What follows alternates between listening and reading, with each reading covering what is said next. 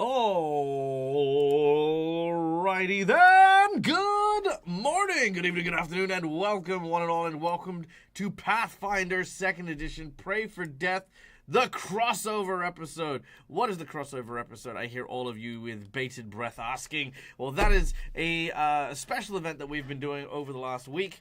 Which is carrying on for yet another week in which all of my players from all of my Patreon games have been shuffled around with their characters and get to embark on a new adventure across the multiverses of the broken stories and the misfortuned fates that exist within our campaign, and get to play with different characters, with different players in different settings and campaigns. And this is but the latest of those episodes. Welcome into all of my players. Obviously, some of these faces you remember have been here for Pray for Death, but we do have a new face here in our Pray for Death group, and that is, of course, our dear friend Laura Bones. Yay! Hey! All right. Well, before we get stuck into today's session, let's take a quick moment to do some housekeeping. First of all, we have, of course, a big thank you to our sponsors, the guys who make us look as good as we do and, get to do all the cool stuff. We have Hereforge for the wonderful artworks, Fantasy Grounds for our VTT of choice, and Sirenscape for the beautiful sound effects that you'll hear throughout the course of the game. Of course, these games are sponsored by the audience as well as our lovely Patreons, and our Patreons who subscribe to the Mythic tier get to be players on my table. And that's just who these people are. Who we are not going to introduce the characters because we are going to be doing somewhat of an intro session later on today as the characters are thrown into today's story. So we're just going to go do a big round circle and just introduce the players here. We have, of course, as mentioned before, joining us from Curse of the Crimson Throne, we have Laura Bones, who's playing Agnes. Good evening, good afternoon, good morning. And good time zone. Yes. Then, of course, we have playing Viv instead of Pietro today. We have, of course, McBluff. Hi, Dad. Hi. Hi, everybody. Hi. Then, of course, playing Taro from Season of the Ghost instead of Nakesh is our dear friend Lucas, a.k.a. Mr. Game and Art. Hello. And then we have playing Navander instead of Balsam is our friend Matt from All Things Fantasy. Good morning. And last but not least, we have still playing the role of Kailu, the Breaker of Hearts, is none other than Cookie Mon Steve. Hey, I thought we weren't talking about character stuff, but hey, everybody. Oh, is that your defining feature? I mean, we could talk about it. I do still have that image of all of your ex-girlfriends, that you commissioned, who pretends like he doesn't love I us. thought he was just some kind of weird serial killer. Yeah, that's true. Just, true. Yeah. Just like all these, Yeah. Kylo has all these portraits made by like this artist painter, right? But then he scratches the eyes out and stuff. It's like, yeah, it's a whole thing. Mm-hmm. All right. Now, there was something I was going to say. Damn it, I completely forgot what it was. No, it's eluded me. It's gone. All right. So, as always, like I said, guys, we are a sponsored channel. We have, of course, a goal to meet, and that is, of course, the DAG survival check that you can see down the bottom there. This is my full-time job. It's what I do. It's how I live. It's how I survive, and I can do so with the courtesy given by you amazing audience members who dedicate your time and your energies to coming and hanging out and having a good time with us. If you feel so inclined, please do not hesitate to engage with our game in a variety of different ways that we keep available to our live shows. First of all, just by watching the show, you earn channel points that can be used in order to influence the game with inspiration, wandering monsters, wandering bosses, divine intervention, divine healing, and so much more. So check those out. Subscribers, you earn channel points a little quicker, so you can always do that as well. And if you do have some disposable income that you want to help out the channel with, help paying for costs and mortgages and all that other juicy, delicious stuff that adults have to do, then, of course, feel free to donate to our more lively options. Let me just, there we go, boom. These rewards here are a more tangible reward that goes to our players and allows them to do all the cool fun stuff. First of all, for $5, you can give one of the players one of those red marks that you can see, or you can give me a purple mark. The hero points that my players get can be used to stave off death, petition the DM for stuff that isn't the rules, or roll with advantage. Jinx points can be used to counteract hero points, make bad guys roll with advantage, or, make something complicated ever so slightly. For $10, I will draw a card from a random deck of plot twists. Oops, not that one. There we go. And as we draw them out, I will basically attempt to improv the story to include the plot twist into the mix while we are playing. It's a good way to keep me on my toes and help me practice my improv skills while we are playing. $20 is the coveted golden natural 20, which is a natural 20. Critical success. Yay! Make things work. That's kind of how it is.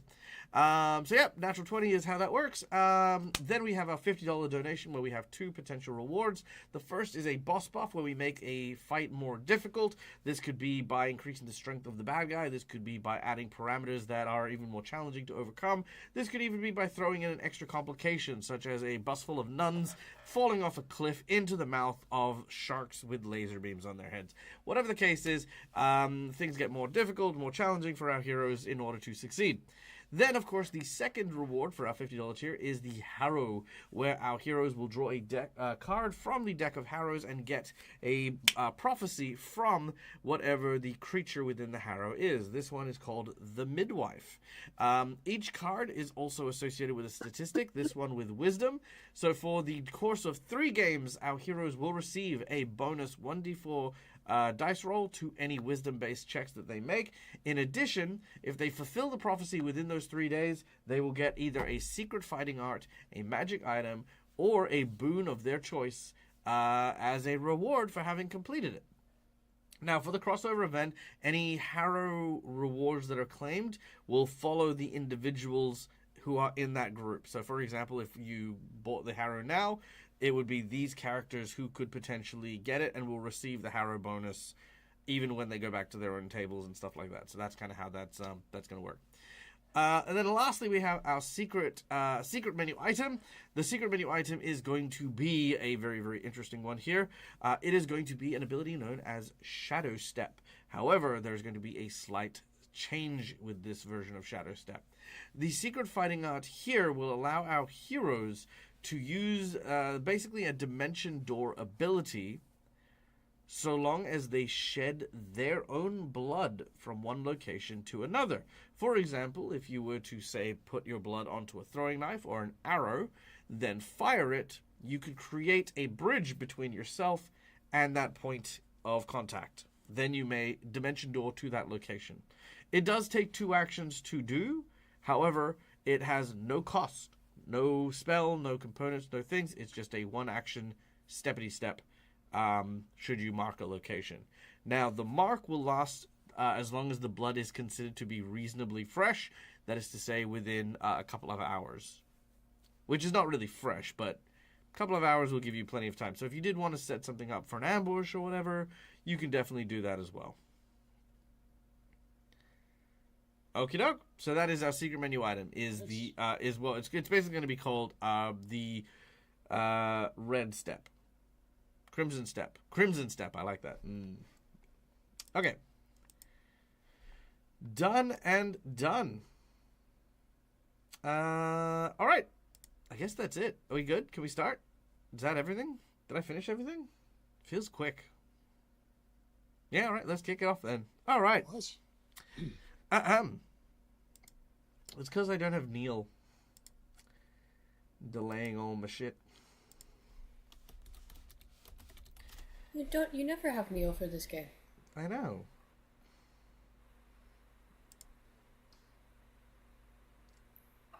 I'm just traumatized. Okay. Giant cracks and fissures appear across the multiverse and in a multitude of locations. Agnes, in the halls of Asmodeus, your body flies through one of these so-called cracks, descending downwards as you watch the stone and the marble of the cathedral disappear around you. Viv, in the Badlands of Sarkoris, the building that is a giant mage tower is now collapsing on you from above, with a zombie dragon currently heading directly towards you to crush you as you teleport and disappear.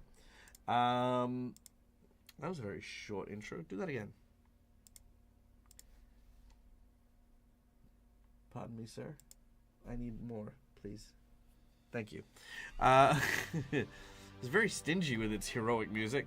Taro, amidst the rice fields and blood moon that you can see raising above yourself, one of these cracks draws you in as you fall away from the shores of Willow Shore, and Navander, whilst amidst the glowing lights deep within Thistletop, under the eyes and gaze of Malfeshnikor, you also manage to slip through and disappear.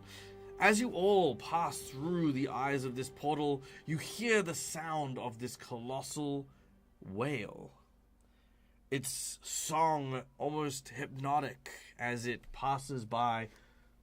You look around and you can see a trail of what looks to be sand that seems to pour forth from what looks to be a hourglass suspended within this weird space before all four of you are regurgitated in what looks to be a portside town.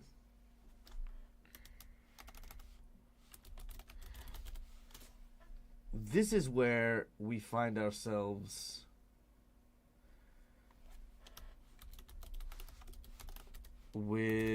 back in Ilgamot, where Kylo, you are on a rooftop, looking down at your allies as they are attempting to break into the warehouse of the auctioneer, where they are trying to retrieve your weapons, as well as the bow of the figurehead of the ship, and try to... Was there something else that we're going to sneak in? Oh, right, and the eyeballs that Balsam had gotten. Well, they were cashing in their receipts. Yeah. To Yeah. get them. I don't think they were breaking in. Yeah, well, yeah, okay. They're cashing in their... They're breaking in. They're trying to do things while claiming their claiming the stuff that they'd rightfully purchased. Now, as you watch, you see your friends suddenly disappear under these cracks and these splits, which then echo outwards and start to surround the entire docks. You look up at the sky and you can see these fissures appearing. A lot of people begin to stop in the streets and look up and gaze around. A certain air of confusion has now basically swept over this entire part of town. Kailu, you are very accustomed to using moments like this to your advantage. Very swiftly, you believe you could make a stealth check to slip past the guards and potentially get your gear back if you so desire.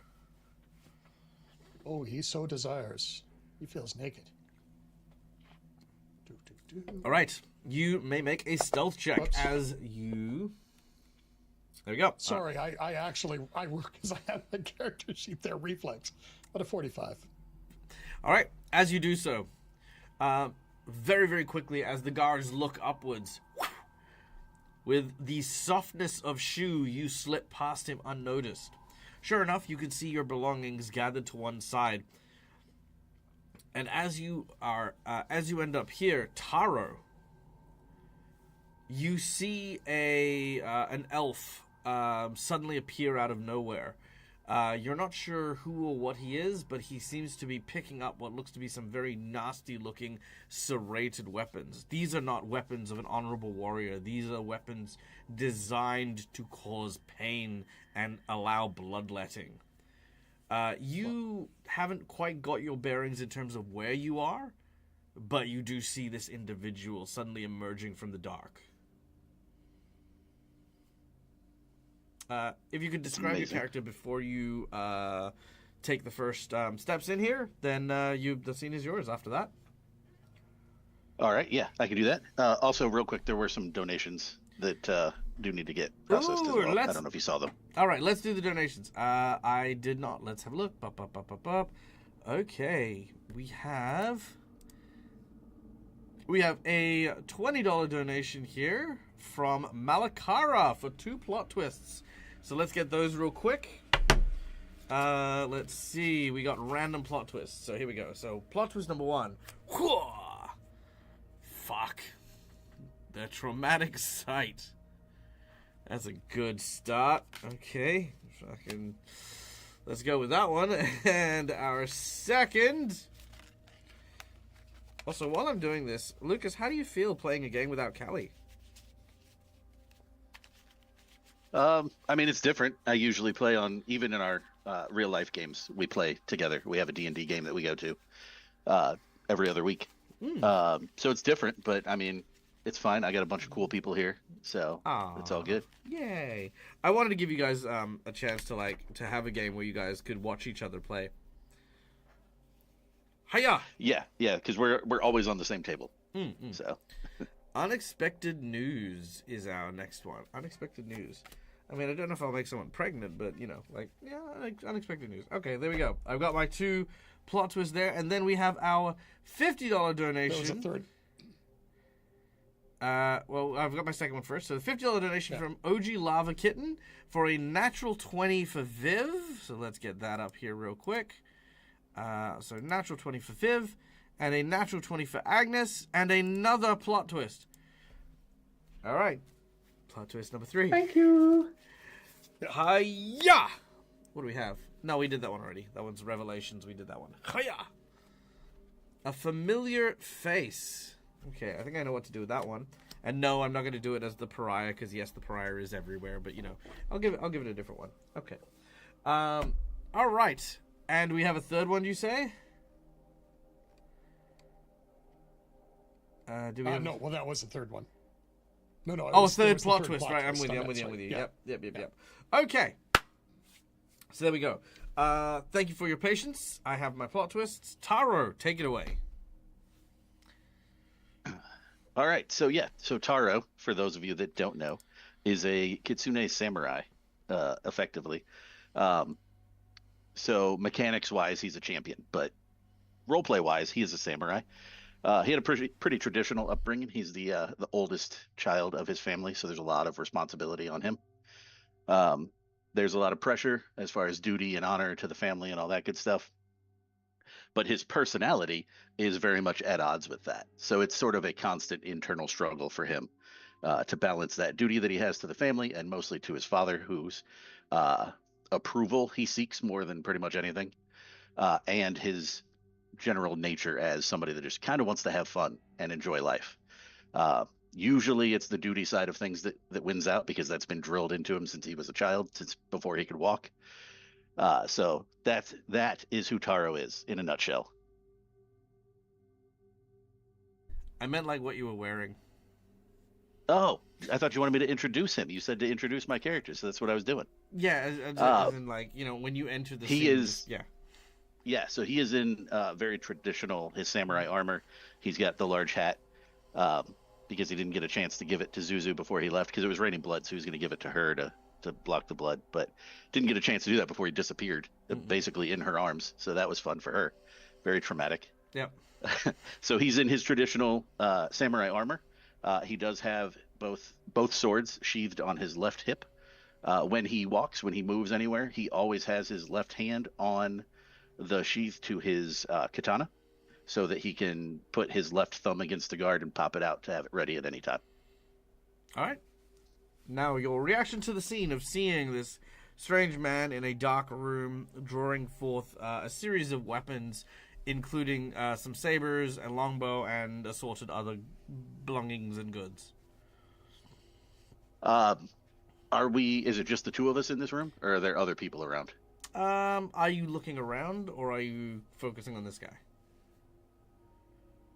Probably a quick look around as he's trying to get his bearings, and then once he notices what's happening there, he'll focus on this guy. Okay. I'm going to give Kailu a reflex action here.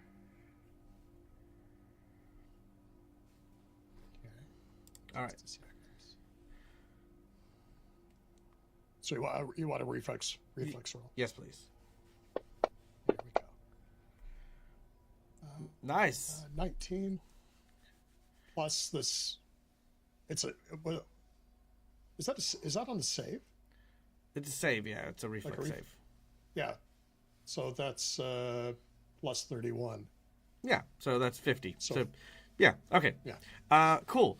If you would like to, as you see this samurai-looking kitsune staring at you, he takes his eyes off you, but for a fleeting moment. You may use a stealth check in that moment if you would like to disappear.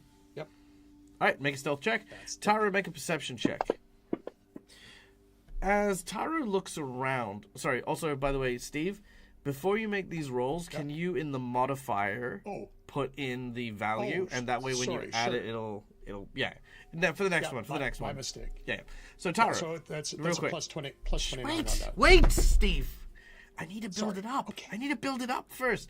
Otherwise, I'm just gonna. Yeah, it's fine. All right. Yeah. So, Tara, as you take a look around, what you see is you're in a series of what look to be storage shelves on the left and right of you. There is room enough for like a large creature to pass through these corridors. You know what I mean? Like if you've ever been to like a big warehouse for like hardware and stuff like that, it's like large, massive corridors. And the shelves are stacked quite high with assorted crates and containers and boxes with different numbers and the like. You've probably seen this, before, but not necessarily. You know what I mean? Like it feels like a warehouse, but feels like kind of one of those like sketchy, people don't want you to really look in any of these boxes kind of scenarios. Doesn't look like there's a proper organizational chart system or anything like that.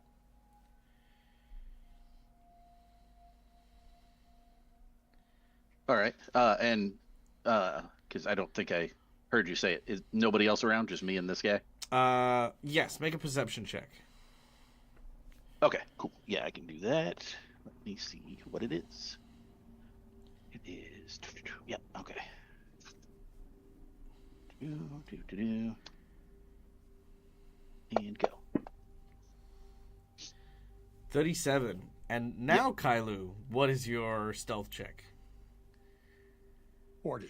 40. So unfortunately, as Taru looks back, Kailu disappears. See, that's why the timing is important, because I can build that tension from his roll to your roll. Whereas it goes away if you start by telling me what it is. All right. So, Taru, as you turn around, you do not see that individual anymore. They seem to have vanished and disappeared. You recognize this as ninja tactics. Filthy, filthy ninja tactics. Indeed. Dishonorable warriors, the lot of them. Yep, scums. Should be caught and executed. See, you get it. Except for your ninjas. Your ninjas are perfectly fine. Saints. Holy people. Yeah, of course. Yeah. Because they believe in honor and duty. They just have to employ these tactics for that. Exactly. And sometimes you have to do what you have to do, except if you're an enemy ninja, then, Yeah. Yes. See, you totally get it. You understand. Yeah. Okay, so Taro was already on edge before that, and is definitely more on edge now. Mm-hmm. That, like I said, that thumb is pressed against the guard, ready to pop the katana loose so he can draw it at any moment. He's not going to draw it just yet, though, because again, he doesn't fully know his situation. Okay. But I imagine he will start to explore the area to try to get his bearings and figure out exactly where the heck he ended up here. All right. You begin to explore, remaining on guard, hand firmly on the hilt of the katana. Kailu, as you've taken up a stealthy position, you watch this individual. What are your thoughts here?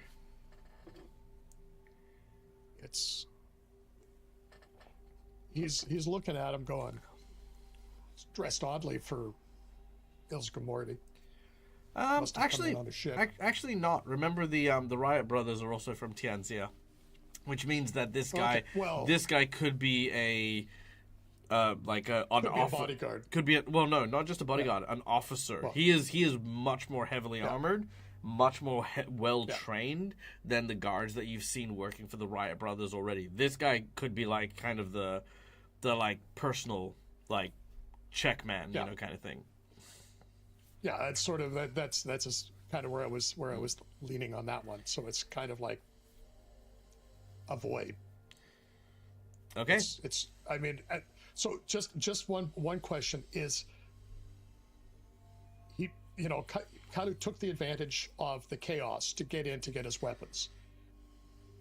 Did he see his party disappear in the cracks? Yes. I think he was probably. You would have seen. Okay. Yeah, you would have seen some of them, not necessarily all of them, but yes. Yeah. Do you equip your stuff back? Yes. Yeah. Absolutely. Like he's. Navander, can I get you to make me a perception putting check? it all back together. Nice. Stealthily, kind of like quietly fitting yourself back together.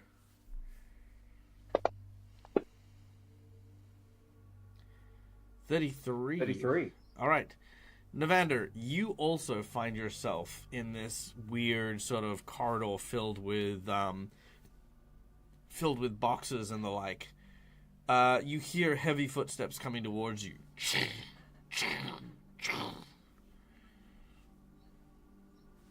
Evander quickly takes a position, drawing an arrow with a bow.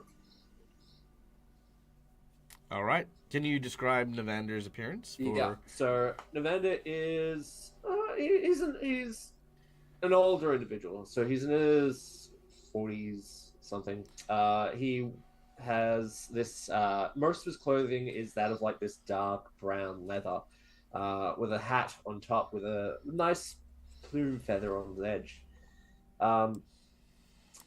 He's wearing what appears to be a really well ornate breastplate with what appears to be a hippogriff or some other winged creature emblazoned on the front of it. He's wearing a traveler's cloak. His shoes, like his boots, are muddy. He looks quite bulky, as if he worked in fields or some other sort of fighting man. But he seems to be quite light on his feet as he quickly takes cover. Okay. Around the corner, Taro, you veer around the corner, and Navander, you have your bow kind of tensed up. But before you turn that corner, Viv, you kind of have your eyes shielded. You're kind of like trying to protect yourself from the falling debris of the building. But when it doesn't hit you, when you feel no pain, you open your eyes and you find yourself again in the same kind of warehouse. If you could describe your character and what you decide to do here. Yes, Viv is a child with very coily white hair. They're wearing a patchwork coat that was once quite big on them but has kind of been refitted to almost fit them like a drum major's jacket at this point. They're very vibrant and very colorful, and they are very confused. They think, wow, I got hit real hard.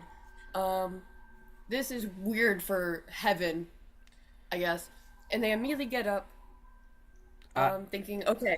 As you do so, your weight slips from under you, and you kind of stumble when someone reaches out and grabs your hand to prevent you from hitting the ground again. Agnes, you've emerged from your portal, and as you've done so, you can kind of see, like, again, the same sort of alley, same sort of like corridors, the same sort of like strange, bizarre shelves and the like. And as you kind of get your bearings, you see through one of the shelves what looks to be an archer aiming his arrow towards a large, heavy-set armored samurai who is coming around a nearby corner. This is happening in the road next to you. Want to describe Agnes first? Yes, please. Yeah. So Agnes is also, she's late 40s. Her what was probably once quite a nice, neat bun. It is, it's lopsided, bits are hanging out. Um, she's wearing quite colourful clothing, although at the moment it's probably quite ratty, to be fair. Bulky skirts, like good sturdy pair of boots, an off-the-shoulder blouse with a little neck scarf, and she's carrying a satchel and a variety of pouches, hang off her belts and skirts and whatnot. And yeah, she's looking very surprised and also kind of slightly relieved as she goes, "Oh, well, at least it's not the inside of some kind of giant creature."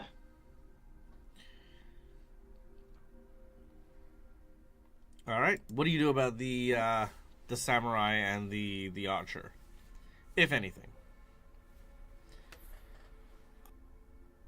I think I think actually probably nothing. I think Agnes probably just sits very still and just watches to see what plays out here because Okay. this is a fight. She has no idea whose side or if any side needs to be on.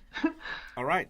As Navander gets ready and Taru comes around the corner, Navander, from behind you. Sorry. Yes, Viv. Is Agnes still holding on to Agnes Viv's is not. arm? Agnes is not holding your hand. Oh, sorry. I thought the way you said it was the Agnes was. No. Sorry, the wording. No. Yeah. No. I worded it very carefully, but you sorry. do come around the corner with the person who was holding your hand. Navander, hold on a minute. You hear from behind you. Holding onto Viv's hand is this individual.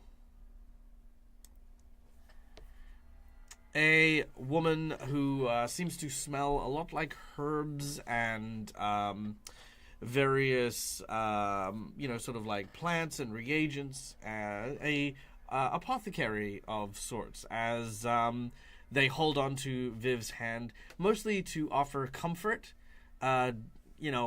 despite what's going on.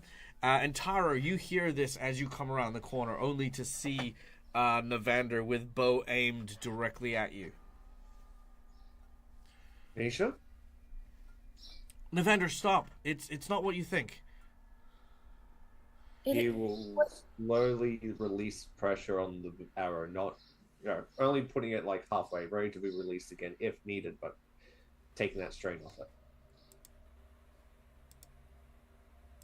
Viv, you were going to say something? Thank you. What do you think it is? Look, we all experienced something very strange. Before we woke up here, do you remember falling through something that kind of felt like a pool of water? The sound of a whale? Aye. Yeah, Osio, I think. Maybe. She holds onto your hand like tightly, and she smiles at you, realizing she's really happy to have someone who knows what's going on. You don't know at this point if she's holding your hand for comfort or if you're holding her hand for comfort. We're just kind of like. Yeah. Kailu, you watch very from your perch as this happens, and Taro, as you come around the corner, the guy who was aiming the arrow at you lowers it ever so slightly. What do you do? Gonna keep observing at this point. It's Yep. Sorry. No, yeah, carry on. Trying to figure out what happened, because it seems that this is essentially the reverse of what seemed to happen to his friends. Mm-hmm. All right. So he's going to see what it does and then probably will act, depending. All right. Taro? Yeah, so I think the first thing Taro would have done as he came around the corner there is he would have popped up shield as soon as he saw this dude aiming an arrow at him. Mm-hmm. Not a physical one, the spell. He has shield, so he would pop that up. Yep. and then get ready to draw his sword, and then obviously he would stop when the arrow is lowered. Yep, not a worry. All right. Agnes, what about you? Are you staying hidden, or are you going to come around? Agnes is now looking like extra confused, and she reaches into one of her pouches and she pulls out her tarot deck, and she quickly flips over 3 cards and then goes, "Oh, that's not right at all. That's." As you flip over 3 And then cards... she comes stumbling out and she's like, "This is not right." Hold on. If you flip over 3 cards, allow me to help you here. The 3 cards you flip are the same card, which make it very confusing. You don't know what it means, because there shouldn't be 3 cards in the same deck. But the 3 cards you draw are the Tyrant. Bargain. 3 times. You realize this means there is when I say imminent, I mean imminent. There is an imminent catastrophe.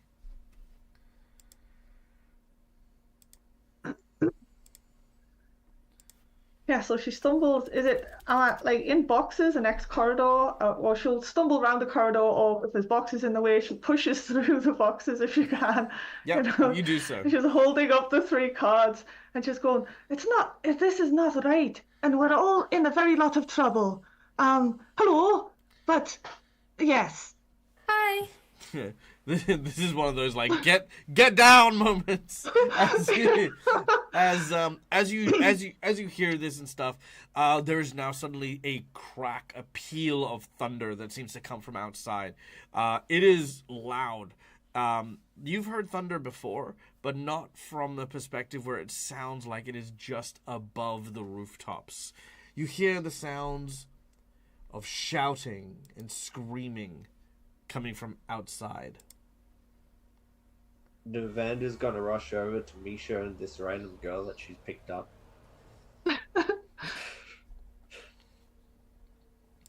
He's going to quickly try to get them into some form of cover.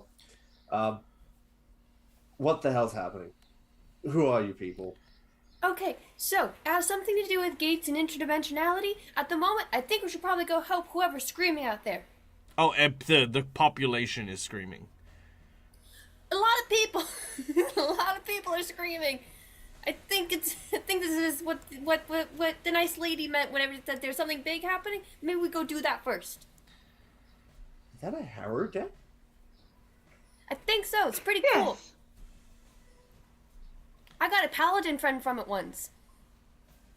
And Viv is going to squeeze the nice lady's hand. Okay, I'm gonna go investigate. What? I'd rather not do that. Whoa.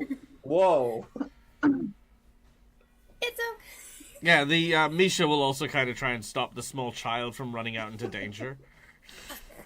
Someone's the Eidolon. She... Adventurers, okay? Adventurers, we don't have time for this. People are screaming. Interdimensionality. Confused, she lets go of your hand for a moment as this giant jack-in-the-box suddenly dunk appears out of nowhere. Just because you brought toys doesn't make you an adventurer. Ooh. Savage. You're being very rude right now. There's people screaming and this is what you're focusing on? Protect the lives of the people that I have right in front of me? Yes. Going. All right. I just left behind a lot of people screaming. If Kailu is in position, he's going to come down between Viv and the door. All right. A red mantis appears between Viv and the door. Agnes, what do you think about that? He's not dressed as a red mantis right now, though. Oh, right. No, that's true. Oh, well, then. Yeah, that's true. matter. That's true. Yeah, that's true. Never mind. Scratch that. Look, whatever it is, it's terrible, okay? Because there's 3. The deck doesn't have 3. Yeah. Little one, let us look. Oh my god, I existed like 2 months ago at most, like 6 months ago at most. Just let me through! You're only 6 months old. Let us look. I would like to say though, as soon as the screaming started, Taro's gone. He's not waiting for this conversation. He's looking for a door and he's running. All right. I'm going to say, for the sake of the drama of the situation, as this has happened, Taro, you then push past Viv, and now you're standing. Now, Kailu, instead of stopping Viv, Taro is now the imminent person trying to get past you. Do you allow him to pass?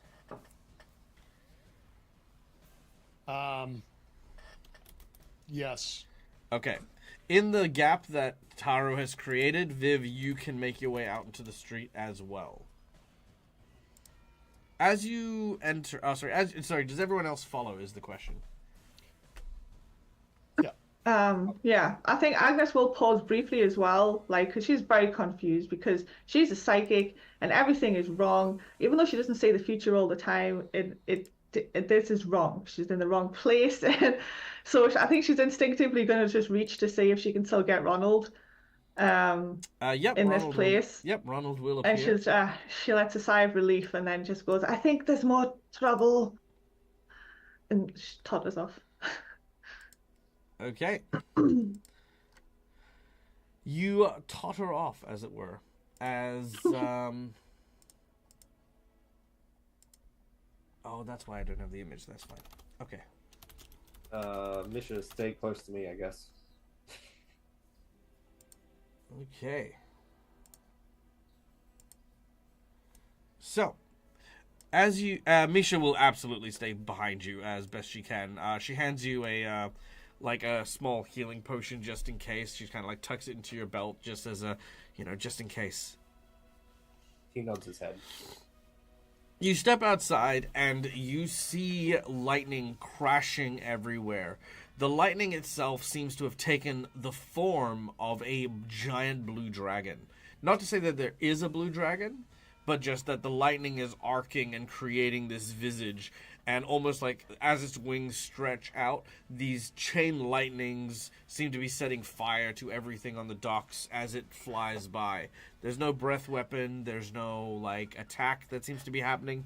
Just this storm of living lightning that is just moving across. Now you do see that there is a singular point that it seems to be drawn into, and that is a robed figure. One who is wearing blue robes, covered in chains and shackles, wearing the mask of a dragon's skull.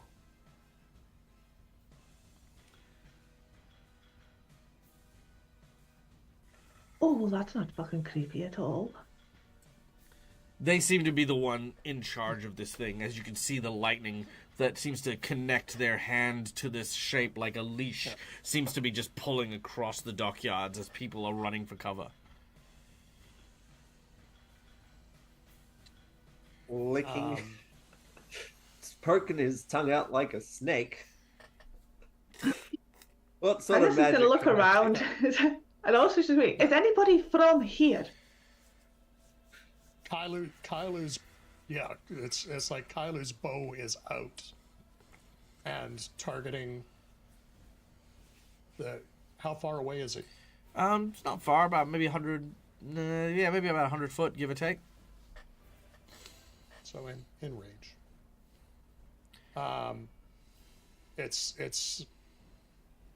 Yeah, this is not normal.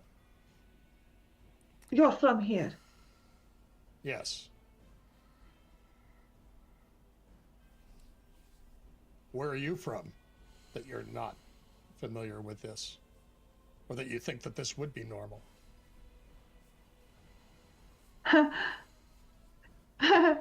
Agnes just starts to giggle. I mean, of course. I had to the frying pan into the fire. Why not? Oh. You watch as Ronald sort of pats you on the shoulder. Just little back rubs. It's okay. Can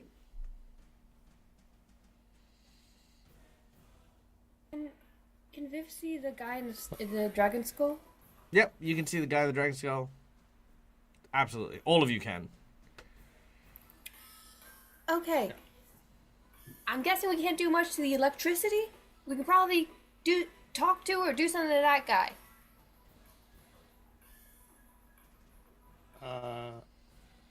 You want to talk to him? At least get him to not have the giant electricity dragon. That would be a good start. Excuse me. As the lightning continues to boom and thunder, you call out to this individual.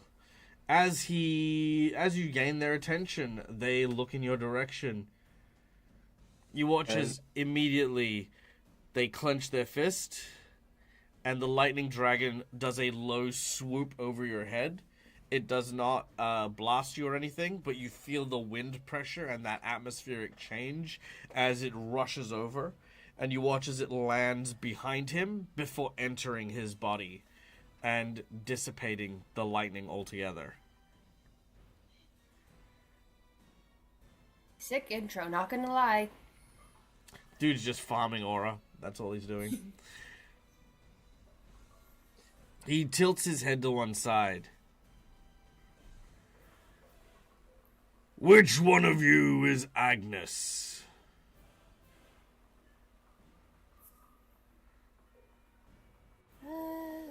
Me? Oh no. Agnes says, stepping forward. Oh, okay. Oh no. Oh no. All right. I smell it on you. What? You I possess... mean, it's been a couple of days since I've had a shower. You possess that accursed blade. You think you have what it takes to slay me with the same toothpick that valiant knight thought he would. You watch as he steps forward, and you kind of piece together. Agnes steps back. Yeah, you watch as he takes very poignant steps towards you, and as he does, each footstep breaks the wood beneath him. It almost seems like, despite appearing humanish, every footstep seems to carry the weight of several ton.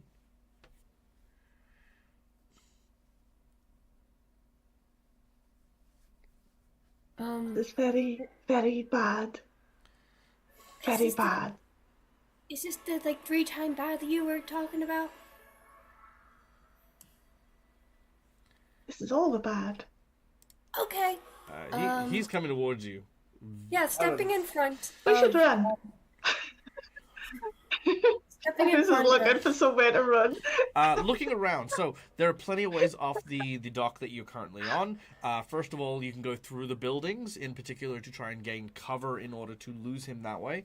You can potentially jump into the water, though again, electricity and water, not a great combination. There are, however, several boats you could potentially use in order to get around and get away.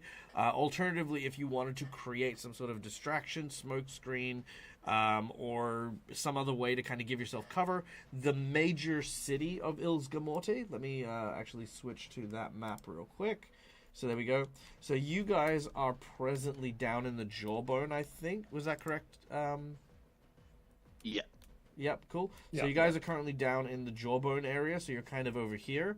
So once you actually do get into the actual city proper, it's, as you can see, kind of like a myriad of interwoven city streets and buildings and stuff. So it'll be easy to lose someone through that.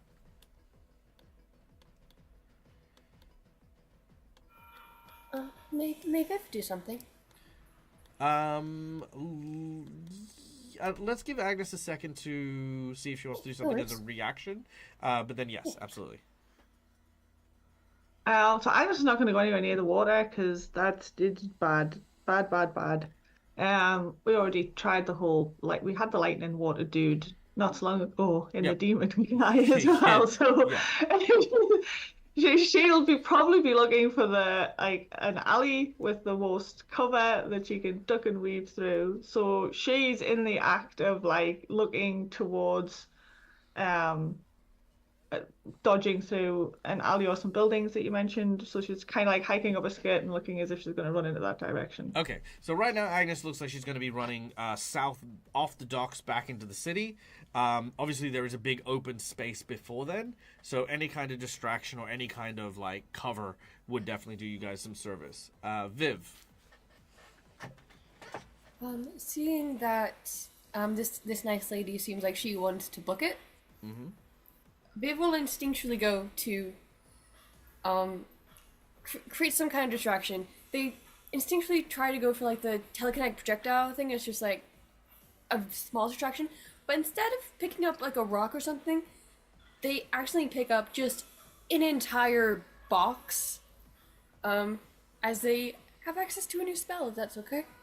Sure. Instead of telekinetic projectile, they have now a spell called telekinetic bombardment. Do you want me to just read it out? Yeah, please, by all means. You grasp a piece of the landscape, such as a tree, carriage, or piece of masonry, and lob it in your foe's direction. Your missile crashes down in either a 10-foot burst or a 30-foot line, dealing 14d6 bludgeoning damage and turning its area into difficult terrain as it breaks into rubble.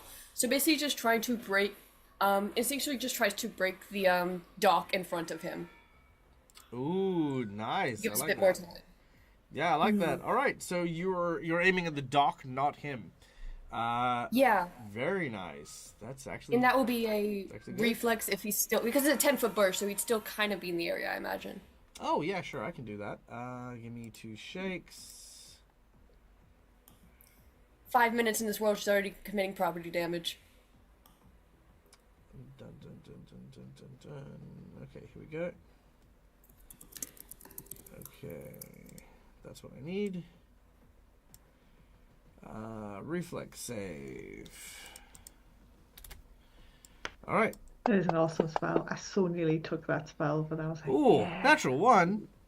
That's a 36 on a natural 1. Okay, let's see. Save DC. I have a DC of 34, so that's just a regular failure. I'm gonna use a jinx point on that one.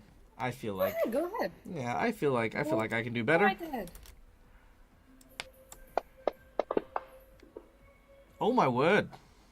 Well, Wait, does he have to roll a... he does have to roll another d20. Oh no. Viv doesn't want to kill a man. Nah, he doesn't. That's fine. All right. Okay, it's cool. So he will take the full damage of the explosion as you. Well, I mean, I'll keep track of it. But yeah, the dock just explodes in splinters in his face, which is plenty of cover. Anyone who wants to retreat into the alleys, you may do so now.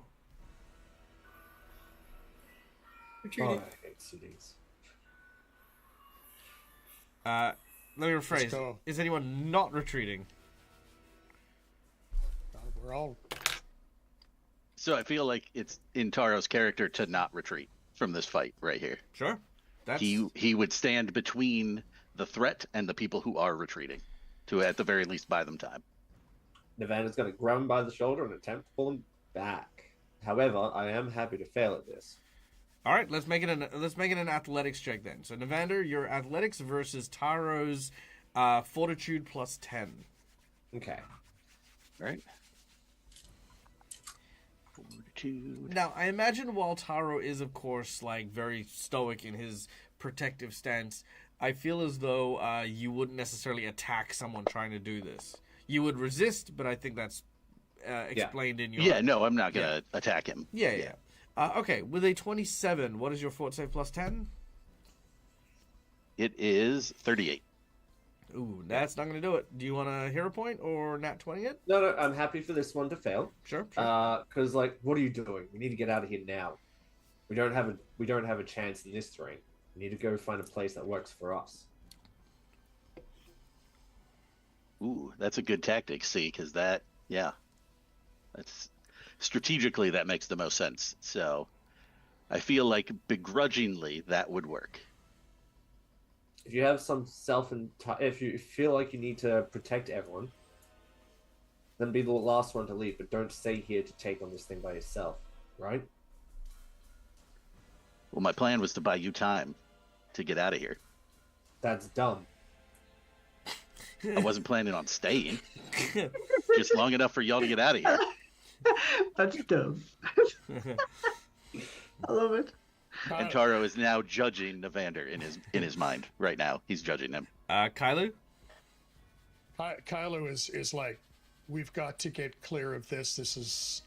It's too open with that electric.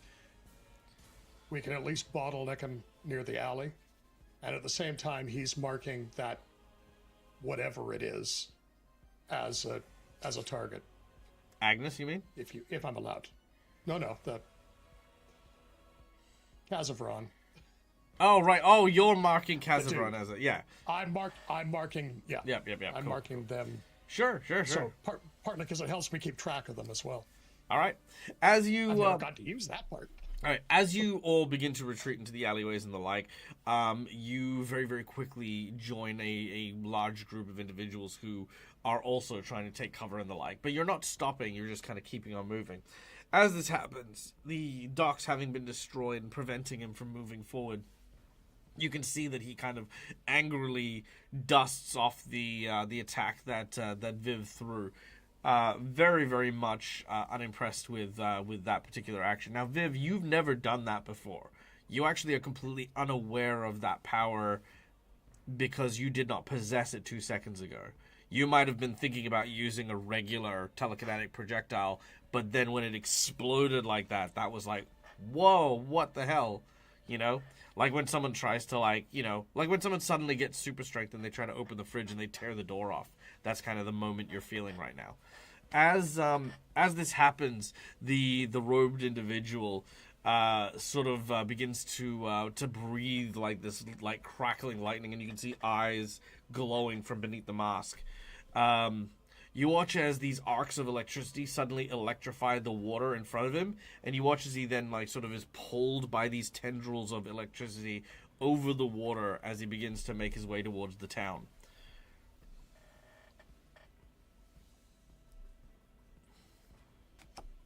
All right. The lot of you are in the alleyways. You're kind of taking cover, moving your way through the jawbone, down towards the bilges.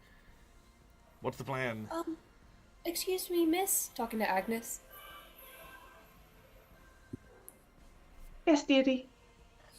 Okay, so you seem to know who that guy is. I mean, not personally. Okay, what's the vibe on leaving the weapon somewhere that he can't spell it? Not No, a good vibe? not happening. Okay, so we just keep booking it? Is that gonna be okay, like, morally for the people that he's gonna, like, between us? I have Where is no the idea. Okay, we keep booking it! What do y'all want to do? Looks to everybody Where else. I come from, he's trapped in a crown or something, and we're trying to vanquish him, and I have absolute no fucking idea why he's here, why I'm here, why any of us are here, apart from him. He's supposed to be here. Okay, that's good information. Keep a track of that. Are we just like, what do we do? You seem to know this place. Points at Kailu. What direction are we going? I was gonna say, does Kylo have any good ideas of where to hide? get some cover? Yes, the Yeah. arsenal would probably be the best place to hide. There are a ton of like secret doors and back alleys, and a lot of smugglers use it to get around. If you can get into the underground smuggler tunnels, at the very least, you're off the streets and out of the cover. Yeah. So and that's this area, correct? This area Or down. on the edge of the area? This area down here. Okay. We need to if we go south, we can get into smuggler territory. This way. All right. How many people are there? Doesn't matter. What it does, I was just going to keep running until I was as far away from people as I could possibly get, and then try and do Not many something people. about it. Not many people use the smuggling tunnels. You kind of have to know a guy who knows a guy, kind of deal. All right. So, Where are we? we're in Ilskamorty. Where do you think you are? Well, I was in Sandpoint, so I don't even know. Sandpoint. Corvosa. You're in Corvosa? What? Yes. Corvosa. Are you deaf? No, sorry, it's been a long time since I've been there. Are we in the tunnels now, Dad? No, not yet, but you will be in a moment. Kylo looks at Taro and goes, well, are you from here? You've been quiet. No, I'm not from here. I don't know where here is. I just told you. No, he's never heard of that place. Yes. Okay. Yeah, no, I've never heard of it. Yeah. Where are you from? I came from a little town called Willow Shore. Agnes, you know Willow Shore. No. I've heard of that. No, hold on. I'll send Keeps you. running. I'll send you a message before you. Okay, never mind.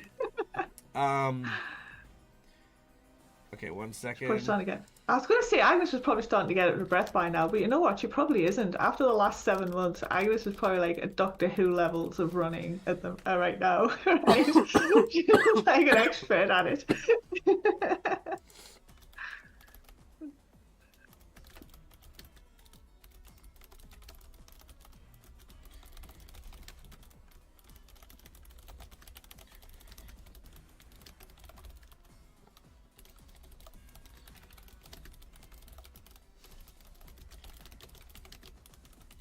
Oh, there's this thing.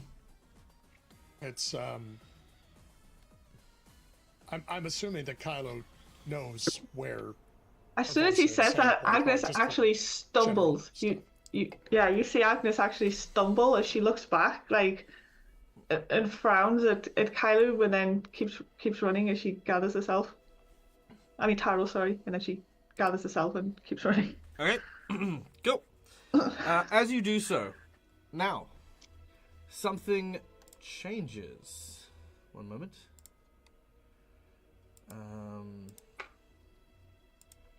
I just need to find the right image. Cough and die. No die, please. Okay, no die, please. If I ever go to Australia, I need someone to crash with.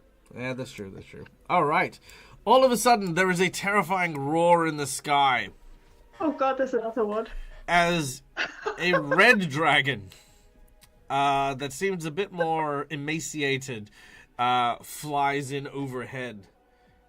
As it makes its way towards the dock, you hear another roar coming from the guy in robes as he stretches his arms out.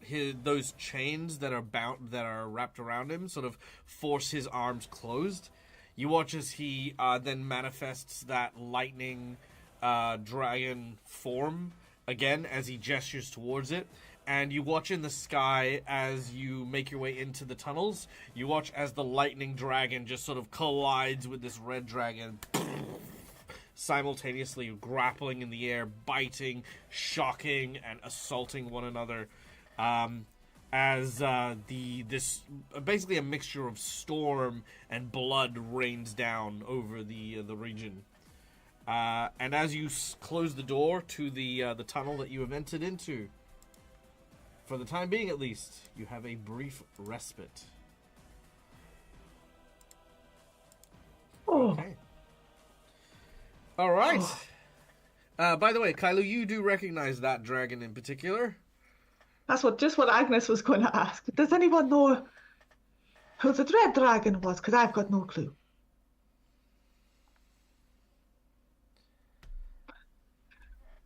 You don't remember the dragon. Steve, you're muted. So muted. No, it's because I was looking at my red light that wasn't red Yeah. because I muted Oh. it in Zoom. There you go. I never mute in Zoom. Bad Steve. So you were saying? The player. I mean, is this the dragon that we encountered back at Ordolf's? Yes, correct. His name is Vatum Lador.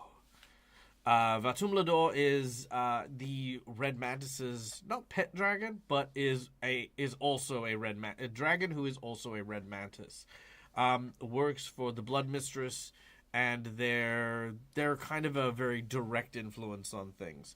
You very rarely see them because they don't really go out do missions and stuff like that. And if you do see them, you only see them once. You suspected Valtomador was assisting you with all the stuff involving Olduf because, of course, when when wind got back of the Herald of Gorham came to attack you, Valtomador saw it imperative to protect the favorites of the Blood Mistress. So yeah, you know that red dragon's not it's a bad dragon. I want to be clear, very bad dragon, but it's your bad dragon. yeah, well, so it's. Do we have to? Yes. Yeah. It's. I have seen that dragon before. It is. Why am I not surprised? Kylo shot at bad dragon. It's like, I swear, the one day I meet a good dragon. Yeah, Kylo is not saying anything about the red mantis and stuff. Partly from just sheer reflex. You don't talk about it to people, and he's hiding from them anyways. Sure. Just Kylo. Did Kylo say that it was a friend that it was a helpful dragon? I couldn't quite catch the end of it.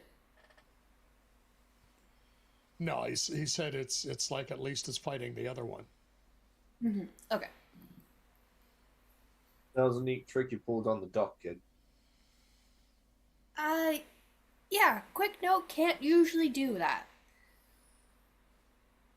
At least not to that level of wow, you know? Kylo looks at her. Yeah? Hi, it's nice to meet all of you. Okay. Quick notes, because I feel like we have a lot that we're going to need to go through with each other. I'm Viv. I am a human. Wasn't before, but I was a little puppet. Went through a gate. My kid wished me alive. Now I'm a human. That's a whole nother thing. If you heard a whale, that might be the whale that we're looking for. It's called Osseo. Big bad whale. Big primordial evil whale. That is not very nice. That's what I know. It's nice to meet you.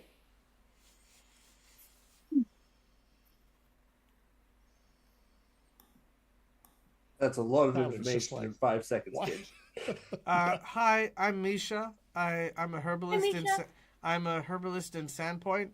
I don't know how I ended up here, but in the last recent period of time, my childhood friend has become an adventurer, and for some reason, every time they get into trouble, I seem to be paying the penalty for it. He also married me against my will. I'm also What? yeah, that was a bit odd. Apparently I was unconscious in an alley and he put a wedding ring on me and then told me I couldn't take it off or I would die. A lot of red flags. I haven't spoken to him about it since. And I was actually in the process of like writing a letter about all of that to him when I fell into this portal. That's fair. It's yeah. fair. So I'm so sorry. I don't know if this is like maybe the gods intervening, telling me that I need I don't know. It's just I'm so very confused about everything. Yeah, Well, once to again, I me, feel it's really fair. bad for you, Misha. Yeah. It's really not great when you say all this shit out on paper. When you Yeah. it's pretty out there. Don't worry, I It's have nice had to meet words. you, though. I have had words with Peyton, so hopefully. It's fine. Wait, I you- appreciate that. Wait, you know the person who did this? Yeah, My name's Another Navanda. story. Another story for another time. Another thing entirely. Name's Navanda. Once I have a ranch just out of Sandpoint. I was once a member of the Stable Company Marines. Semi-retired. My goal. Agnes, sorry, real quick. Oh, did you have one of those nice griffin creatures? Oh yeah, Miser. Yeah. Oh, they're very, very nice, the Sable Company. They've come to our assistance several times now. Oh, they've started building back up and Conversa that quickly. I thought they were only just starting to come back. Oh well. No, okay, leave that there. You're on the right track, Agnes. They were disbanded only like a few weeks ago. So like, yeah, that's a very odd thing for someone to say, given it's only been a couple of weeks since they apparently were disbanded and reformed, with What? what's his name, Ollivander. That was only a few.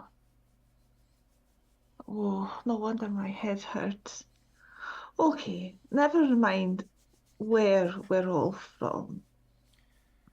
When are you from, dearie? Okay, let me see if I can remember this. For every player's sake, here's where we're at. It's written in the Discord somewhere. Oh, is it? isn't Oh, fantastic. I hope so. So, Agnes, you're from 4708. Mm-hmm. Navander, you're from 4723. Viv is from 40. Sorry, hold on, wait, let me just double check that. 47. Did you? Oh, sorry, no. Navander, you're from 4724. 4723, I think, is Viv then, because I always get this confused. So Viv is from 4723, Season of Ghosts. 4724 is Pray for Death. yeah, 4725 is Viv. Okay. Yeah, and yeah, 4723 is Taro.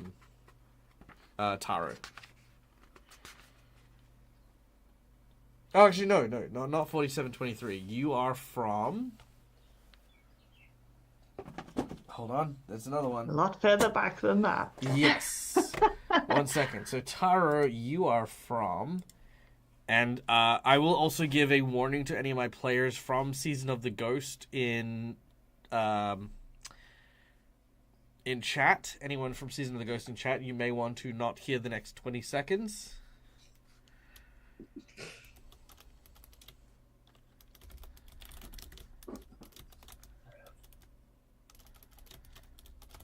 You are from.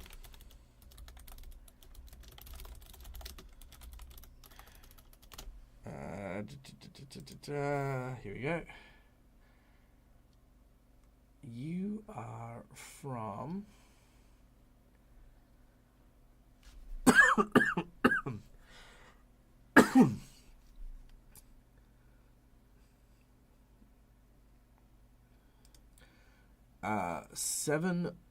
So yeah, you're from 4608.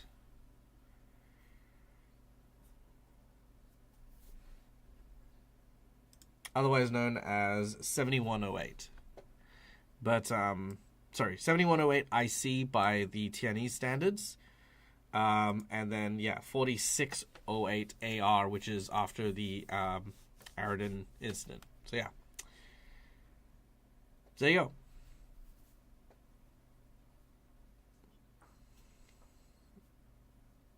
But yes, as I was saying, retired from the Stable Company Marines. I was in Thistletop before they got sent here.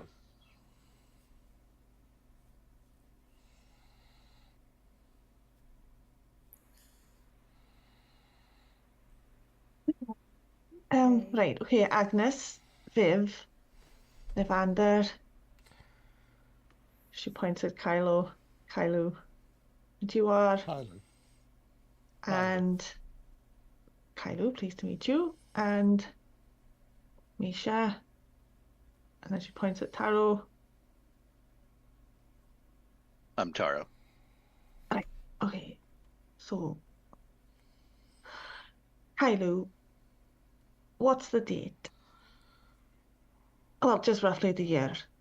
I don't need to know the exact day. I don't think it matters. You said 4724, right? Yeah. Yep. Yeah, 4724.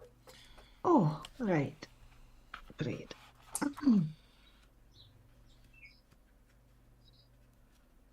Which for everyone Why are you- sounds very weird. Isn't it 23? It's 25. Oh. Right, so you're all from the future, apart from me and our friend here. She points at When- Taro. Where are you from?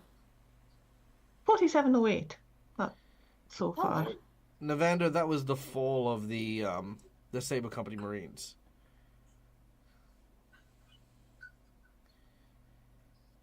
You remember You're that not- horrible day. I know.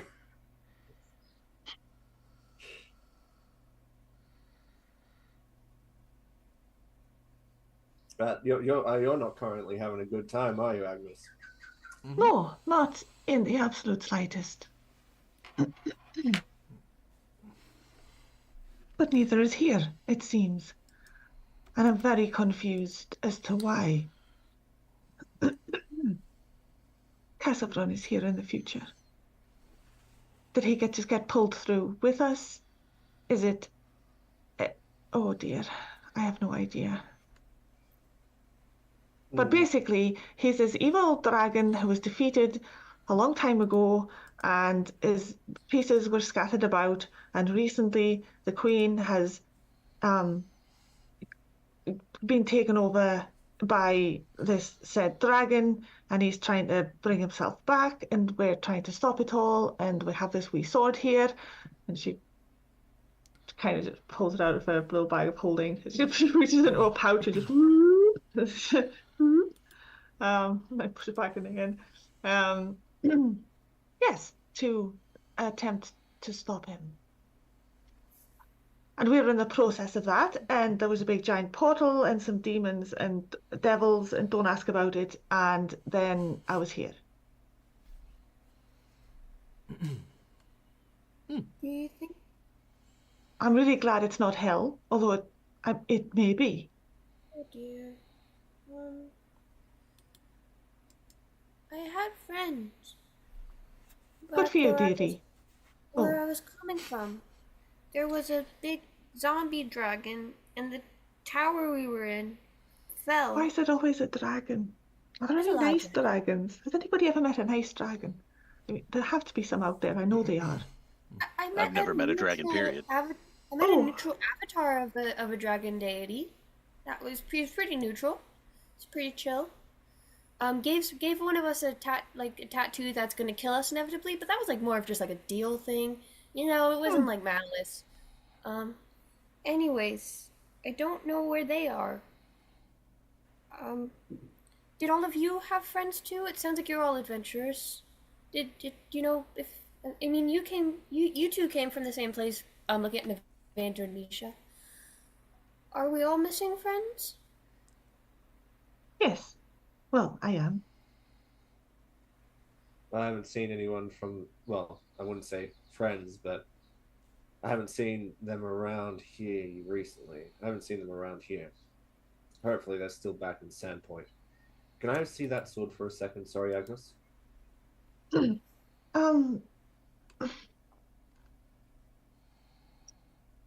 She steps very close to you if you let her, and she looks you very hard in the eyes.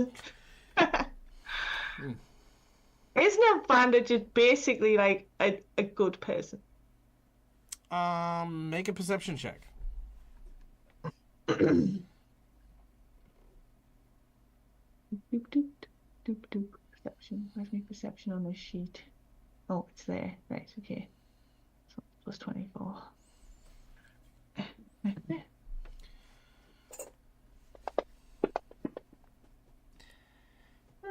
Yeah, Navander seems like a good person. And she'll pull the sword back out again. And she'll keep a listen out just to see if like, it's attracted more thunder and lightning. Mm-hmm. All right, Evander, what do Evander you licks do? the sword. Huh? He licks the sword. You lick the sword? Yep, to take magic. Oh, good. As you make physical contact with the sword, all of a sudden your body is wreathed in purple and yellow fire. It begins to burn you down to your very core. What's your max hit points?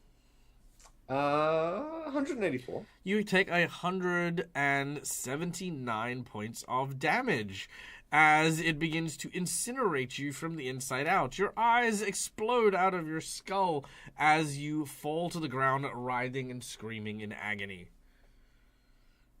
Cool. Nice. As this happens, I need you to make me. Oh! I need you to make me a fort save and a will save. Okay, so let's go to the fort save first. Yep. I've never done that before. This is Agnes backing up. I mean, no one's ever licked it before. It's very true. No one has licked the sword before. It's like that's how Kazavran got defeated. He licked it.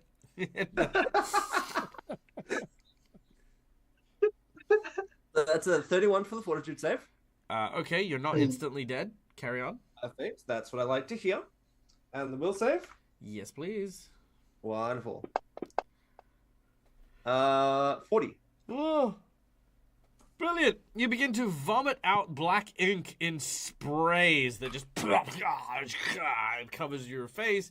The empty sockets that were your eyes begin to bleed black ink as you continue to do so as well. And eventually, you hear the screaming, writhing of a demonic voice that begins to pour out of his mouth. And as it does so, the fire leaves the body of Navander and is now engulfing this demon that is now screaming and writhing in pain. And he watches it turns slowly but surely to ash as it begs itself for sweet relief and wants to know why in all of the hells it is not unsummoning and returning back to the pit. It is why am I suffering? Why, oh God, this is the end. And then he turns to a pile of ash. Navander, you're alive but barely. Magic. Yep, as you lie down, now keeping in mind everything for the last, I want to say, couple of days since this happened, has been like you riding backseat to someone using your form in your body. You know everything that's happened. You know the entity that was controlling you and all of that jazz. You're aware of it. So there's no up to speed to be caught up on, if that makes sense. Yeah. Thankfully, it was stupid enough to lick the holy sword. You're not a worshipper of Zon Cathon or anything, are you, dearie?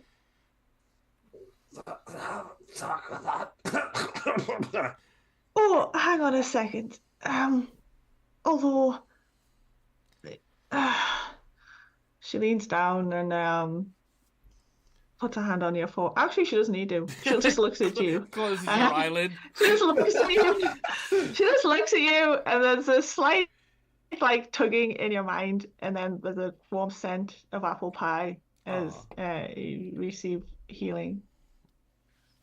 The healing will restore some hit point damage. However, his Navander's eyes are still gone. Yeah. They only require they'll require a regeneration spell of some kind. Yeah. This just makes him feel better. It's just like a level. Let's do a level 4. Yeah. Which is 4d10 plus 16. Do you want us to roll the heals or not? Don't worry about it. I imagine you guys are gonna fully heal before that, but this is a good way to stabilize him. Yeah. Yeah. So she looks at you then, and you just get a wash of kind of comfort, and your mind feels slightly more bolstered, as well. Thanks for that, Agnes. I appreciate it. What was that? Are you okay? Navander, what happened? Says Misha. No, I'm not okay. There was a demon. Sandpoint is a pit. Not a. You had Zandpoint's a fucking shithole. Fucking hate that place. I'll burn this bitch to the ground. Fucking goblins taking over my fucking house. Fucking my wife fucking leaving me after being freaking lobotomized and shit. Place is fucking crap. Okay? Like, This is listen, Navander's villain arc. Actually, yeah, that's exactly what he says. Thanks, Dad, for putting the words into Navander's Oh my god. Which is like- Oh no. Agnes is just good. You had a demon? He had a demon inside of him. You mean all of this time, all we had to do was just get them to lick the fucking sword, and they would have just died? Yep. Well, unfortunately, I have quite a unique way of detecting magic, unfortunately, and that's how I detect magic. Can I give you a hug, Mr. Navander? I mean, if you really want, I kind of feel comfy at the ground at the moment. It's nice I'll and just cool give you, on my like- back. Okay, Pat. You stay there if you need, sir. Oh wow, there's a lot happening. All right. Alright. So what we got happening, right, is that I did something awful. Well, that thing did something awful. Mm-hmm. Your eyes aren't coming back. Is that an issue? That's a future Navander issue, yes, but not a present Navander issue. Okay. A present Navander issue is that dragon man thing knows who you are, Agnes, right? Unfortunately. Okay. And if we kill it, do you think it might make us send us back? I need to get back.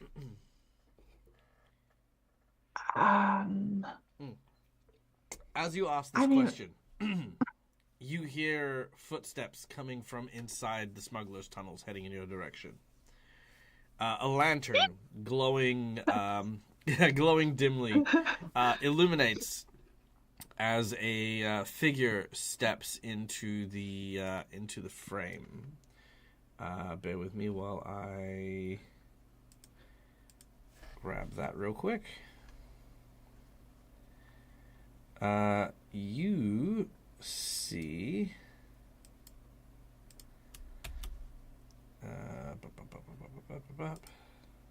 here we go. This individual. God damn it. Go over here.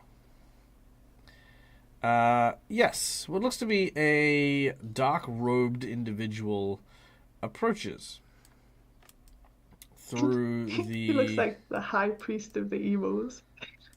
Wow. He goes, well, I can fucking leave if you want, bitch.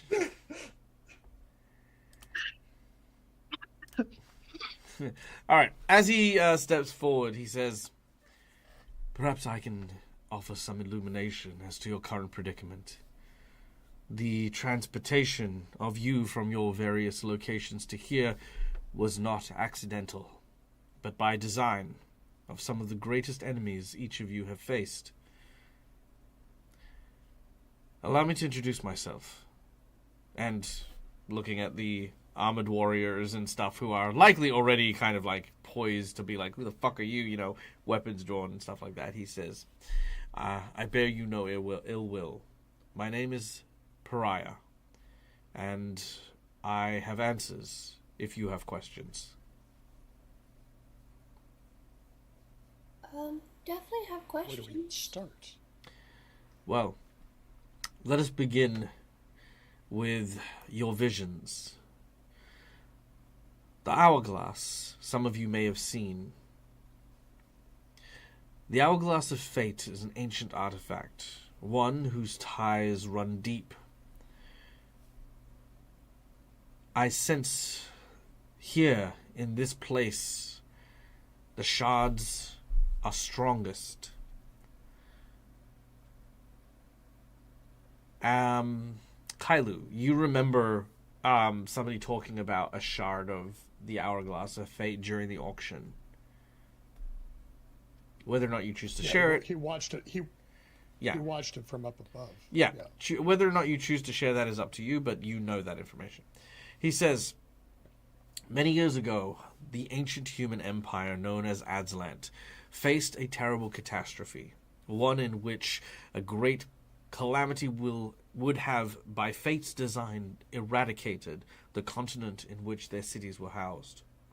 One such city, my own, forged using great and powerful ion stones and hourglass designed to shift the very hands of fate and allow our city to survive. But it did not work as we intended.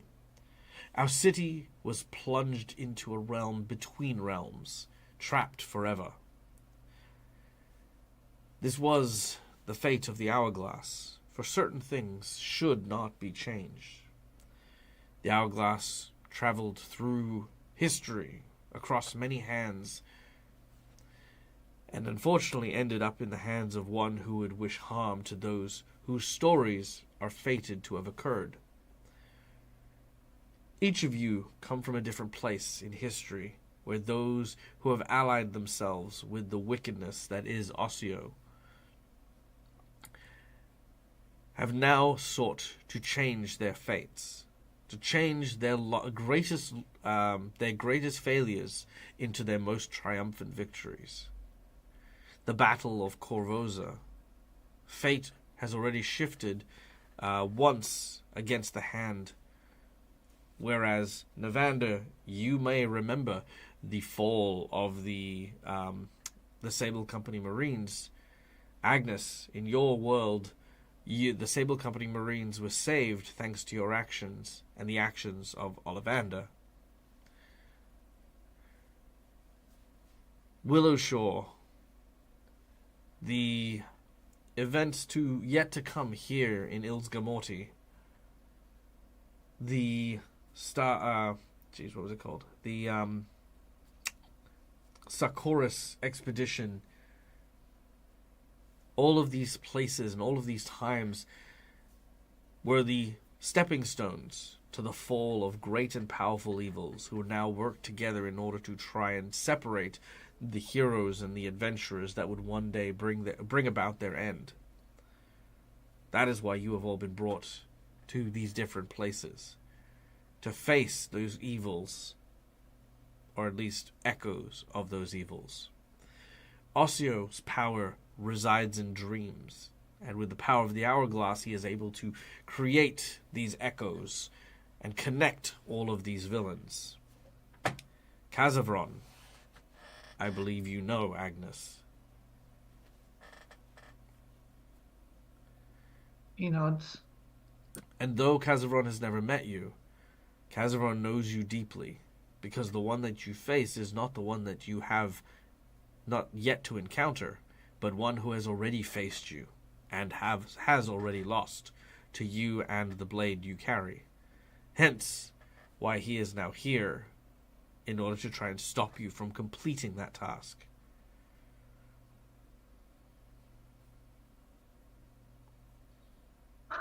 Just one more though. Well, the problem, or the unfortunate misstep that they had made is by bringing all of you together, they have not weakened you, but strengthened you.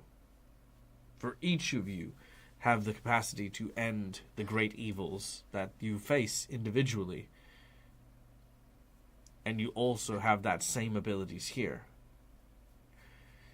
I've given you powers connecting to the hourglass. It is why some of you may feel different than you did before. With this power, I believe you have everything you need in order to try and set things right. A task perhaps simpler explained than actually performed. All of the different portals are interconnected. All of them connected to the hourglass that is breaking even as we speak. If you can find the shards of the hourglass and return them to their portals, casting them into it, from inside I can repair the hourglass and send you all back to the realms in which you came. But there is something I do need to make abundantly clear. If I am to do this, any changes that happen now, before the repair, may be permanent. If you die, if you kill anyone, that will not change. That will not change if everything gets put back into place.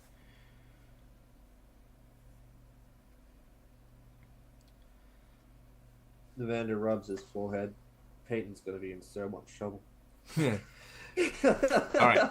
Now, this was the unexpected news that we had, because unlike any of the other tables, I have not given you guys that consequence yet. And I wasn't gonna. I was gonna just let it happen. But there you go. You have that information. Also, familiar faces got played in the form of Misha. So yes, also if Misha dies here, then she dies. The pariah says, I do have one final thing to give you, and that is hopefully going to be able to help at the very least. He casts regeneration on Navander to grow your eyes back. Thank you. Much appreciated. Unless Viv wanted to do it. No, just, oh my gosh. Yeah. But as he does so, you watch as his arm begins to become like ghostly translucent. His body it is spreading quite rapidly after he casts the spell. Are you okay? What's happening? He smiles softly. He says, "Do not worry about me. I am the last of my kind. Once this calamity is at an end, I will cease to be. I volunteered for my people to pass on this message and this wisdom, so that should anyone misuse the hourglass of fate, they would be given an opportunity to set things right. As I said, the folly that was made by those who are currently abusing the hourglass was losing faith in your abilities to conquer all the evil this world faces. It is a great relief to see that you are together, and together is how you will," and as he says this, he will turn into nothingness.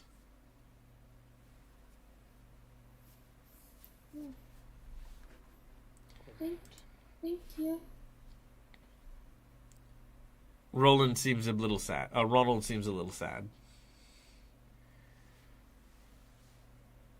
Yeah. For everyone else as well, Ronald is like a spectral kind of A ghost knight. grizzled soldier type, yeah. Yeah. Spooky ghost knight.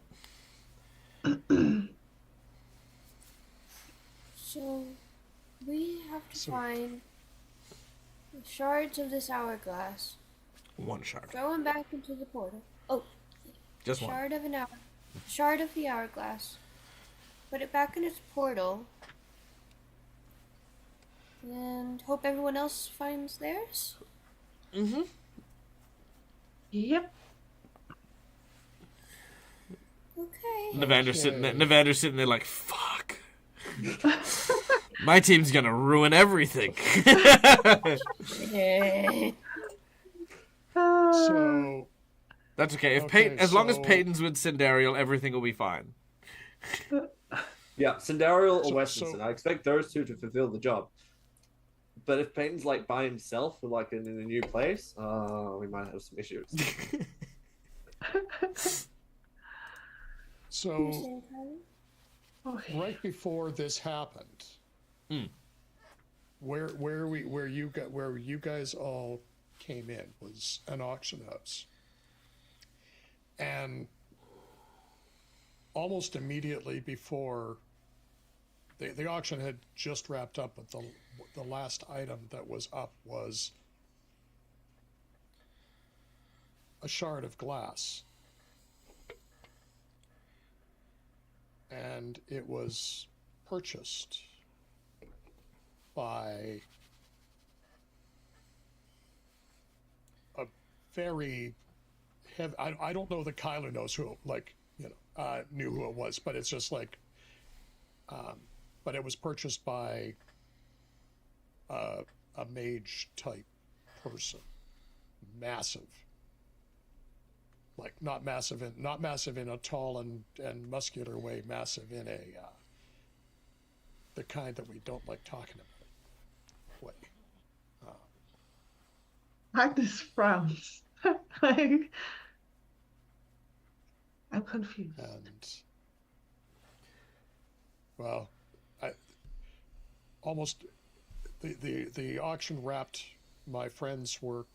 It was the point of collecting the items from the warehouse, and shortly after is when all of this started. So my suspicion is that that is the shard that we're looking for, and we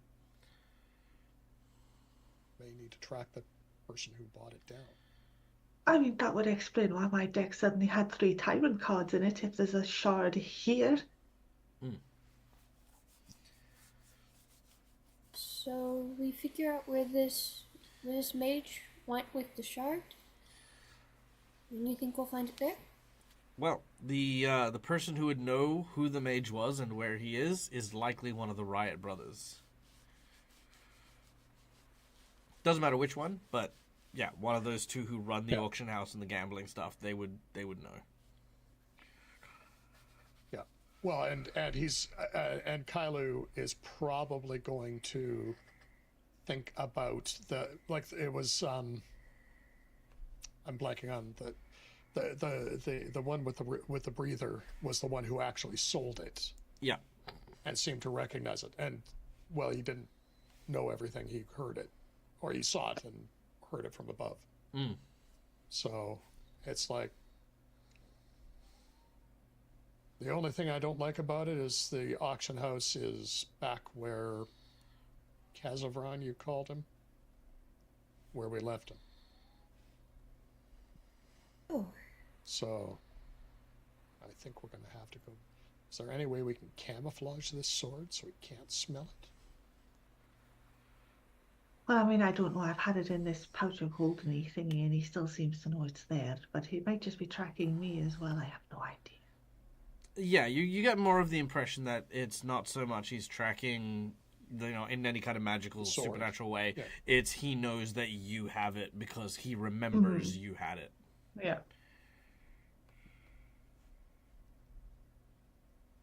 Well. So... Okay. Back to the dragons. So, you begin. Is there another way? Or do we just have to go back? You can go a different way. So you'll come up out of a different alleyway, not necessarily the same one, but you'll need to kind of head in that rough direction. As you do so, you make your way back onto the surface. There is, of course, a little bit of panic still lingering around, but mostly in the sense of soft and under-breathed whispers. You're uncertain of where it originates from. But then, as you make your way towards the jawbone again, you can see exactly why people are muttering and whispering.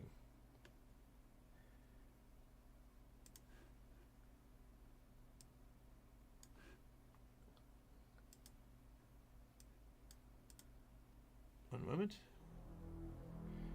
Across the waterway towards the Three Sisters Tower in the central island in the middle of the Ilsgamort port, you can see what looks to be a dragon unconscious and chained up against the side of the wall here.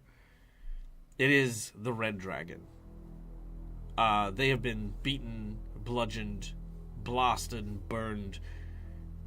And as you see this, there is, a bunch of Red Mantis warriors and assassins, all of which who are, angrily saying, how do we have to get there. We have to go and help. We have to kill that guy, but we don't have a contract on him.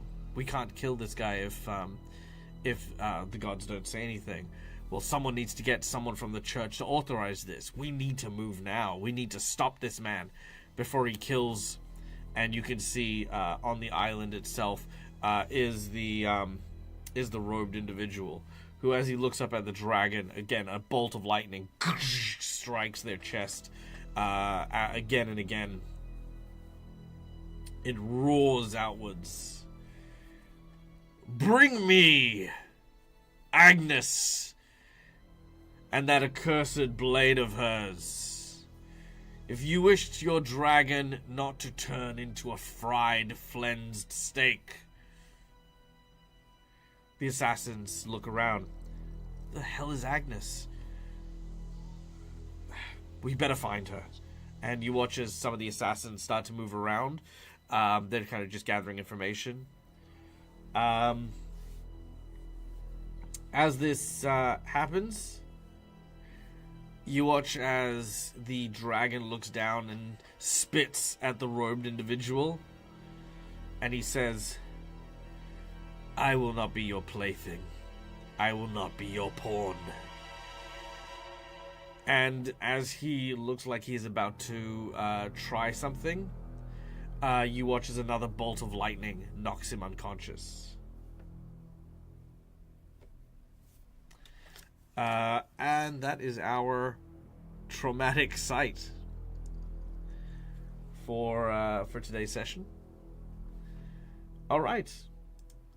That is where our heroes, now with a goal in mind, and of course the stakes being what they are, will end today's session. So one thing is, every single one of these crossover events has the, like I said, the consequence of what would happen should our heroes fail. The consequence of the Pray for Death team failing is, of course, the loss of whatever his name was, the dragon whose name is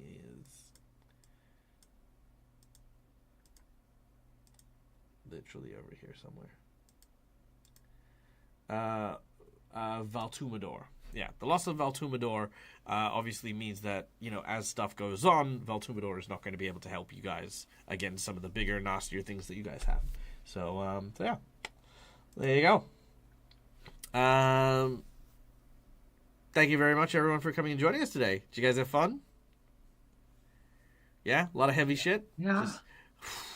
Yeah.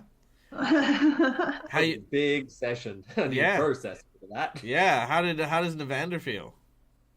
Like I said, he needs to process it for that. Sorry if I took out some of that demon blood of yours. No, I wasn't expecting the sword to burn away the evil taint of Navander. Who said it's an evil sword? Well, Navander's not feeling pretty good about it. Well, yeah, that's true. I mean, that's because you had to get purged. It's a holy sword. It's a holy relic designed for slaying evil.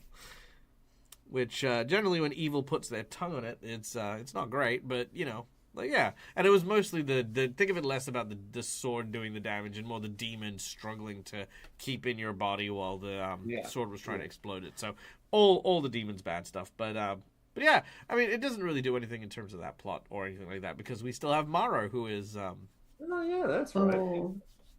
Who's also possessed. So because people don't want to not touch the evil obelisks or lick them or things. Why not? I mean, it's more fun that way. It's fair. But yes, and I also didn't want to take your eyes away from the archer, you know, like like just summarily. So you have that, but it did cost you the pariah, so the pariah won't be able to help you here. So you know, there you go. Yeah. All right. And Taro. We didn't really get to address it, but I want to ask above the table what Taro's response to being thrown over 100 years into the future would be. It's pretty unbelievable for him. So he's definitely having a hard time even believing that that's possible, let alone true. Really all he wants to do is get back to his sister at this point. That's really all he cares about. Yeah, fair. So whatever he needs to do that, and he definitely thinks that everyone in this world seems to talk too much, and there needs to be more action because he needs to get back. Is sort of where he's at. Fair. Nice. I like it. Awesome, great, guys, you did amazing. This is awesome, and I love that I've got now a civilian that's traveling with you guys. It was very funny because I knew when I got familiar faces, it was going to be either Misha or Badham.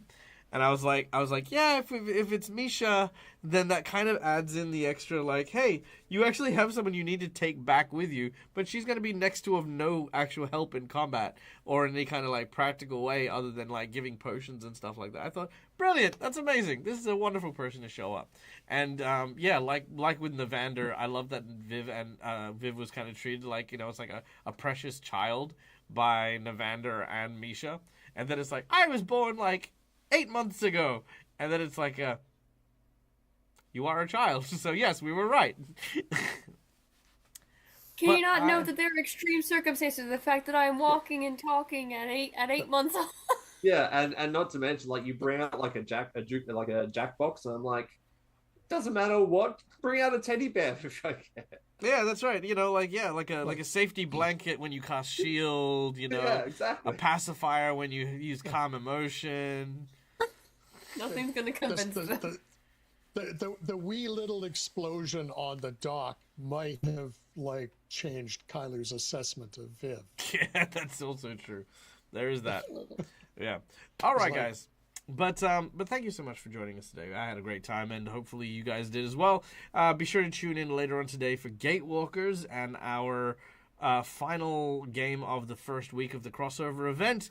Hopefully by that stage everyone will have the exposition of what they need to do and how they need to band together to overcome the event. And yeah, we'll see how we go. But guys, my name's Michael. I'm the Dead Ozzy Gamer. This is my place. This is my face. You can find it here a number of times during the week.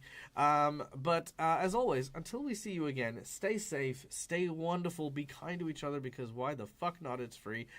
And as always, game hard or die trying. Bye, folks! Bye. Bye.